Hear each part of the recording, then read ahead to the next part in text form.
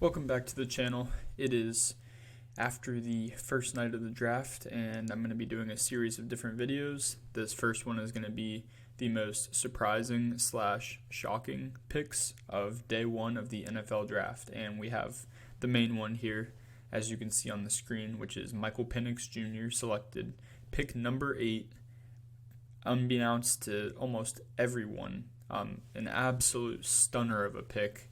Still can't wrap my head around the fact that this took place from any point of view when it comes to looking at Kirk Cousins signing a 4-year massive deal that doesn't have an out until about 2026, to the fact that Michael Penix is already 24 years old and is one of the oldest quarterbacks to ever get drafted, and the fact that this is pick number 8. I just don't understand one bit what's going on here, and I think me and a lot of other people fall in line there in that same school of thought. So, I mean, absolutely crazy. I don't think anyone saw this coming one bit. If you did, I need the lotto numbers. That's all I got to say about that. But Michael Penix Jr., Falcon. Apparently, Kirk Cousins was even apparently they communicated to him that they could possibly take a quarterback at some point.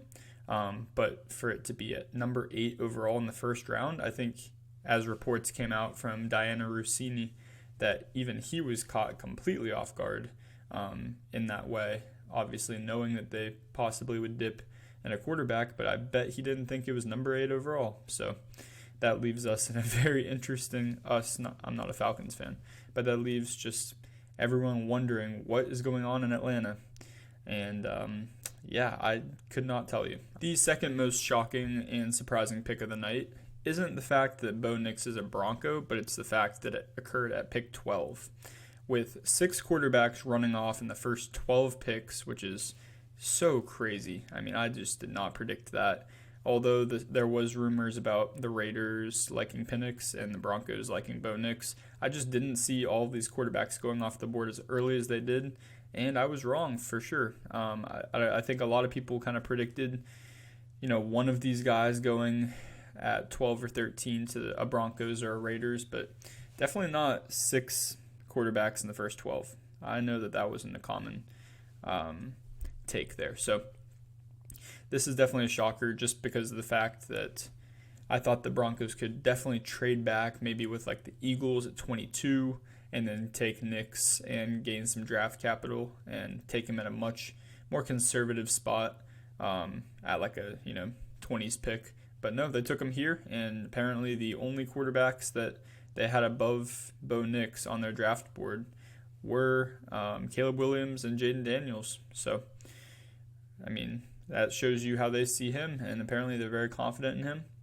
And yeah, but definitely a surprising pick here at pick 12. Now, another really surprising pick here, just because I never saw this correlated in any mock drafts, or really there's not much of a team fit here in any way, especially the Raiders taking Michael Mayer in the 2023 draft last year. I believe it was about pick 35 they took him, so that's an early second-round pick that they spent on a position that's not a premier position, like tight end.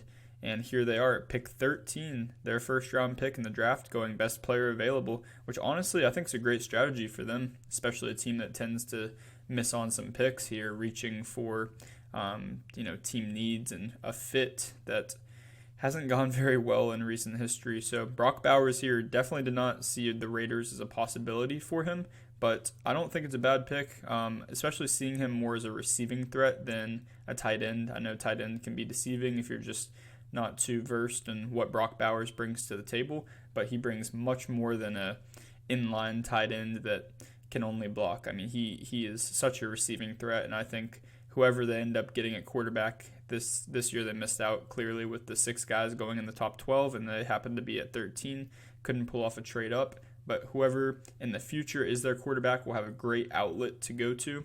And I know the Colts were really mad about this because I'm pretty sure they really wanted Anthony Richardson to have Brock Bowers as kind of that safety blanket tight end. A pick that is also surprising, again, because of team fit. I didn't really see much of Lotu Latu being mocked to the Colts here.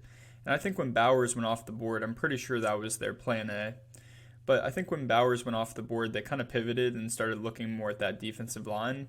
I thought corner would definitely be something they also took a very hard look at, with Quinion Mitchell and Terrion Arnold both still being on the board. Even a Cooper DeJean, I know they love their athletes, and Cooper DeJean is a top-tier athlete. But they ended up pivoting and going with an edge rusher here, and Lotu Latu is one of the most refined edge rushers you will find, and I think this is a great pick. I just didn't see this fit very often, and this did take me definitely by surprise. I think the Colts will love this guy, though. I mean, Lotu Latu, I got the privilege of speaking with him at the Senior Bowl in an interview, and man, he has such a story. He had to medically retire with a neck injury, transfer from Washington to UCLA, and now he's here, pick 15, and which happened to be the first defensive player off the board in this draft. So I think he's going to absolutely tear it up in Indy, and yeah, definitely caught me by surprise, though. Jordan Morgan to the Packers was definitely a surprise. The Packers are always a wild card in these drafts. You never know what they're going to do, whether or not they're going to go for their hand-in-the-dirt D lineman that can play inside and outside like a Lucas Van Ness from just a year ago, or if they're going to go with a versatile offensive tackle like a Jordan Morgan who can also be profiled more as a guard. And this year they opted for the versatile. They love versatile linemen, whether that's offensive or defensive, and they opted to go for one here, which makes a lot of sense with, the aging line over there in Green Bay in those ways, and just an uncertainty for the future when you look at this.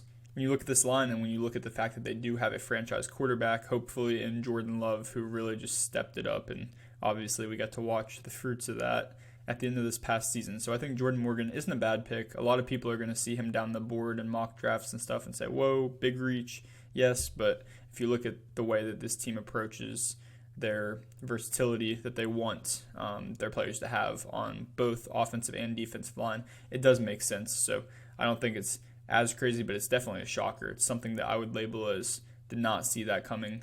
And especially having a guy like Cooper DeJean still on the board here, even Jackson Powers-Johnson on the board, they definitely need a center. So I think that, this could definitely be labeled as a pretty big surprise. One of the biggest, honestly, in this first round.